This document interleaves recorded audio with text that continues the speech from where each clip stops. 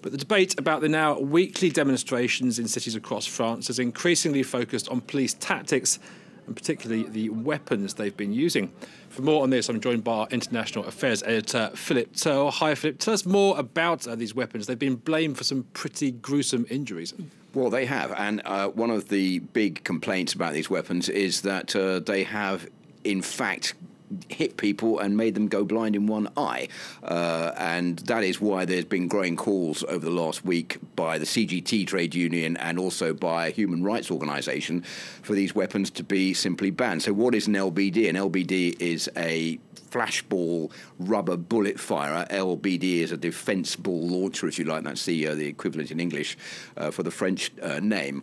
And the police say they need them because when they are faced with such violence as they've seen during the Yellow Vest protest movement since the 17th of November, particularly here in Paris, where there have been these terrible scenes almost of revolution taking place in the Champs-Élysées. They say they've been hit by paving stones, by pebbles, by people chucking acid at them, and they need these splashball weapons to fight back crowds of an angry mob, basically, who have nothing to do with the bona fide Yellow Vest protesters.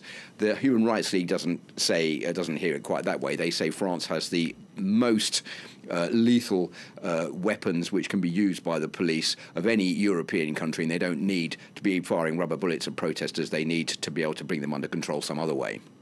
OK, and in terms of the protests themselves, Macron has, to an extent at least, basically given in. He's offered quite a lot of concessions. He has indeed. Who's still out on the streets and why?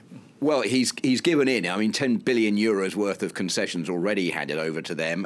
He's given them the freeze on the petrol price hike that was due to come in on the 1st of January. He's also frozen gas and electricity prices, and he's offered a €100 bonus to the minimum wage. But for many of the protesters, that's not enough. So the president's gone further than that now. He's organised this 2-month national debate where people can come forward to meetings or go on the internet and write down what they think the government should be doing. Most of that turns around bringing spending power up, bringing up a speed limit the government recently brought down to 80 kilometres an hour, bringing it back to 90 kilometres an hour. And saying how long Macron can talk for, which is quite a long time. Which is also the other one.